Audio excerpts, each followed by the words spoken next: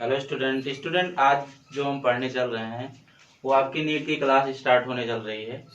तो इसमें जो आपको पढ़ाया जाएगा वो पर डे यहाँ से जो लेक्चर आपको अपलोड किया जाएगा उसको आपको प्रतिदिन देखना है और समझना है और उस क्वेश्चन का प्रैक्टिस करना है।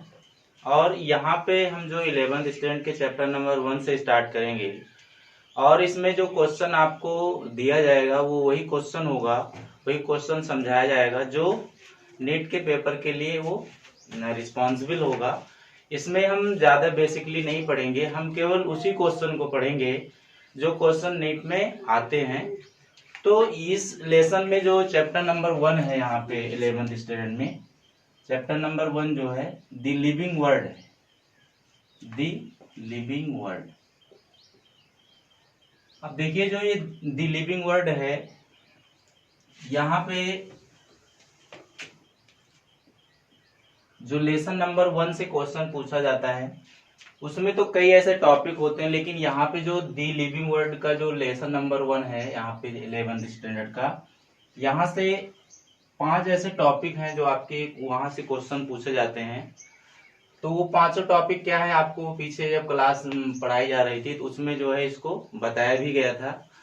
तो यहाँ पे जो 5 टॉपिक है तो मीन्स दी लिविंग ऑर्गेनिक जो भी कैरेक्टरिस्टिक फीचर्स होते हैं इनको हम पहचान करके इसको समझते हैं। तो यहाँ पे जो हम पहला पढ़ेंगे वो ग्रोथ के बारे में पढ़ेंगे एंड नेक्स्ट जो पढ़ेंगे आपका यहाँ पे रिप्रोडक्शन के बारे में पढ़ेंगे, रिप्रोडक्शन के बारे में। और तीसरा जो पढ़ेंगे वो सेलुलर ऑर्गेनाइजेशन। और जो चौथा होगा आपका वो मेटाबॉलिज्म। और जो पांचवा होगा वो कॉन्स्ट्रक्शन होगा आपका। ठीक है, तो ये 5 ऐसे टॉपिक होते हैं जो कि आपके लेसन नंबर 1 में है। अब इसी 5 टॉपिक में से जो क्वेश्चन आपके ज्यादा पूछे जाते हैं वो इसी में से होते हैं।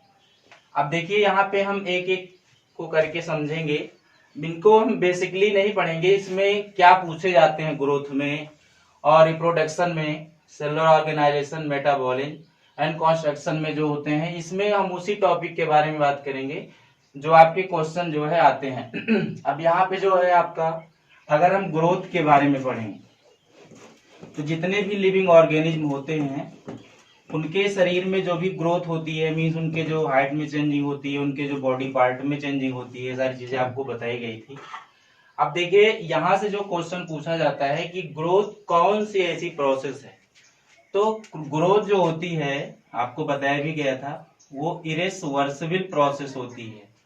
वर्सिबल मीन्स ऐसी प्रोसेस जो फिर से दोबारा से ना बने, मीन्स जैसे कि आपकी एक बार लाइफ में चेंजिंग आ गई है, मीन्स आपकी जो बॉडी है वो ग्रोथ कर चुकी है, अब दोबारा से इसमें कोई चेंजिंग नहीं आती है, तो ये होती है इरेवर्सिबल प्रोसेस। तो ग्रोथ में एक आपको बताया गया था कि नंबर ऑफ मास होते हैं, नंबर ऑफ मास ये भी होता है इसका एग्जाम्पल। एंड जो नेक्स्ट यहाँ बताया गया था वो नंबर ऑफ सेल होती है। तो ये इसके जो ग्रोथ होते हैं यहाँ से जो है ये सारी चीजें होती हैं। तो इसमें से जो क्वेश्चन पूछा जाएगा ये आपको पता होना चाहिए। अब देखिए जो ग्रोथ होती है ये ग्रोथ 2 तरीके से होती है, आपको बताया गया था। एक एक्सटर्नल ग्रोथ होती है, एक एक्सटर्नल ग्रोथ होती है और एक होती है इंटरनल ग्रोथ, इंटरनल ग्रोथ। और आपको कहीं कहीं बताया गया था कि ये इन विवो, इनको इन विवो ग्रोथ भी बोलते हैं और इसको जो बोलते हैं वो इन विट्रो। तो अगर ऑर्गेनिज्म के बाहर की जो सरफेस पे ग्रोथ होती है उसे हम बोलते हैं that condition is called internal growth. अब देखिए इंटरनल मींस ऐसे ऑर्गेनिज्म जिनके बाहरी जो है सरफेस पे वृद्धि होती है, उसमें कौन कौन से एग्जाम्पल आते हैं ये पूछा जाता है आपका। तो आपको इसमें बताया गया था इसमें ये जो एक्सटर्नल ग्रोथ होती है ये रिवर्सिबल, पहली बात तो ये रिवर्सिबल प्रोसेस होती है, रिवर्सिबल प्रोसेस होती है। मीन्स इसमें जैसे आपको बताया गया था, जो एग्जाम्पल बताया गया था वो स्नो माउंटेन का बताया गया था, स्नो माउंटेन।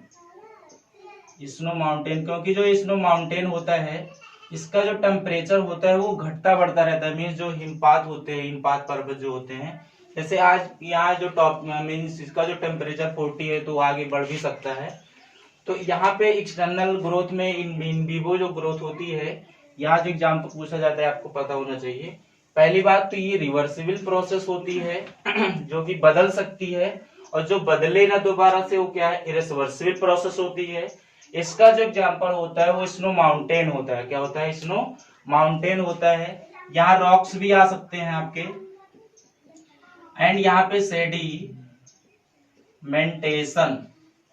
तो ये सारी जो एग्जाम्पल होते हैं आपके, ये क्या होते हैं, एक्सटर्नल ग्रोथ में आते हैं। तो आपको ये पता होना चाहिए, कभी कभी जो क्वेश्चन होता है इसमें एक्सटर्नल ग्रोथ से पूछा जाता है। अब देखिए जो इंटरनल जो होती है, इंटरनल ग्रोथ जो होती है, इसके जो एग्जाम्पल होते हैं यहाँ पे ह्यूमंस में आते हैं। जैसे इंटरनल जो ग्रोथ होती है वो सेल्स होती है, सेल्स में वृद्धि होती है।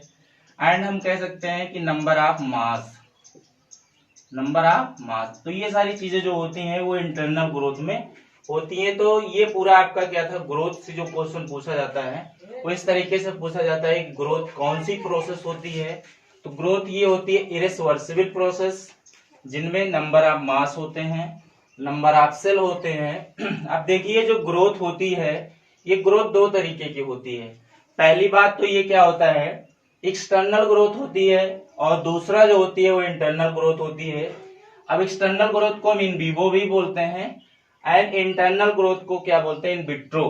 अब देखिए यहाँ पे ऐसे ऑर्गेनिज्म जिनके बाह्य सतह पे क्या होती है, वृद्धि होती है, उसमें कौन कौन से एग्जाम्पल आते हैं, तो ये पूछा जाता है। तो आपका इसमें एग्जाम्पल पता होना चाहिए। पहली बात तो ये पता होना चाहिए कि जो ग्रोथ होती है एक्सटर्नल, उसमें ये कौन सी प्रोसेस होती है, मीन्स रिवर्सिबल प्रोसेस होती है। क्या होती है? रिवर्सिबल प्रोसेस होती है।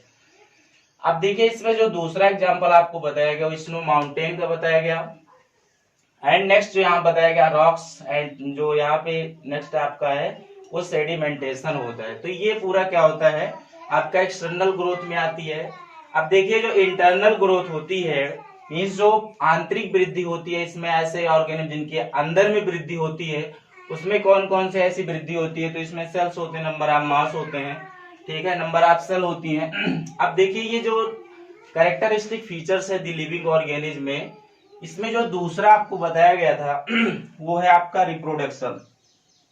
रिप्रोडक्शन, अब देखिए यहाँ जो रिप्रोडक्शन से क्वेश्चन पूछा जाता है, मीन्स यहाँ पे जो रिप्रोडक्शन होता है, ये ऐसा क्वेश्चन पूछा जाता है कि ऐसे ऑर्गेनिज्म जिनमें जो मोड ऑफ न्यूट्रिशन होता है, मोड ऑफ जो होता है आपका रिप्रोडक्शन होता है, वो इक्वल होता है। किसमें इक्वल होता है?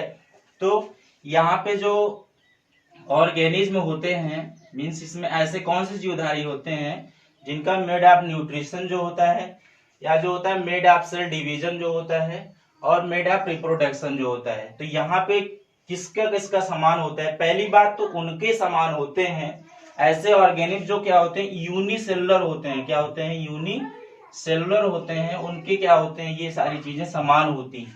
तो इनका जो क्या क्या समान होता है, हमने बताया आपको, mode of cell division, mode of cell division, और दूसरा जो बताया गया आपको मोड ऑफ रिप्रोडक्शन।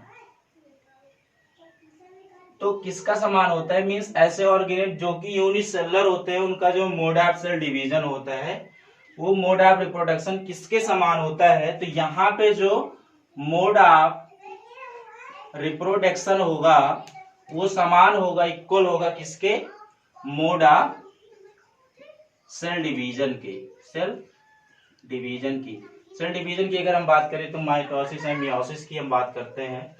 तो यहाँ पे होता है, यहाँ पे जो दूसरा क्वेश्चन पूछा जाता है कि ऐसे कौन से ऑर्गेनिज्म होते हैं कि जो इनकी जो सेल डिवीजन और जो रिप्रोडक्शन समान होने के साथ साथ इसमें क्या म्यूचुअलिटी होती है। तो यहाँ पे जो होता है दूसरा क्वेश्चन होता है, मीन्स इसमें जो भी यूनिसेलुलर होते हैं वो आते हैं।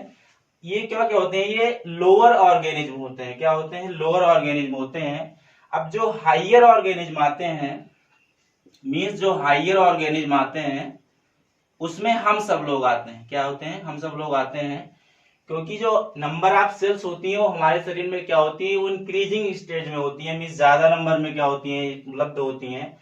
तो ये जो हायर ऑर्गेनिज्म आते हैं उसमें ह्यूमंस आता है और जो ह्यूमंस आता है इनकी जो होती है वो क्या होती है, म्यूचुअलिटी। म्यूचुअलिटी जो होती है इनकी प्रोसेस होती है जो कि हमेशा क्या होती है, चेंजिंग होती रहती है। तो इस तरीके से ये यहाँ से क्वेश्चन पूछे जाते हैं ग्रोथ से और रिप्रोडक्शन से। यहाँ पे रिप्रोडक्शन आपको बताया भी गया था कि दो तरीके से होता है, आपका ये सेक्सुअली होता है और सेक्सुअली होता है। तो स्टूडेंट आपको ज्यादा नहीं बताया जाएगा, केवल एक एक दो दो टॉपिक समझाया जाएगा। तो आपको इसको रोज वीडियो देखना है, रोज समझना है और प्रैक्टिस करना है। अगर आपको कोई प्रॉब्लम है, कोई क्वेरी है तो आप पूछ सकते हैं। तो स्टूडेंट यहाँ पे आपको नेक्स्ट वीडियो तक आपको इसको प्रैक्टिस करना है। तो अगर आपको कोई प्रॉब्लम है तो पूछ सकते हैं। तो स्टूडेंट आप जो है अगर चाहते हैं कि आपको इसी तरीके से इसकी क्लास डेली मिलती रहे तो हमारे चैनल को लाइक शेयर एंड सब्सक्राइब करें। तो स्टूडेंट आज के लिए इतना ही, थैंक फॉर वॉचिंग।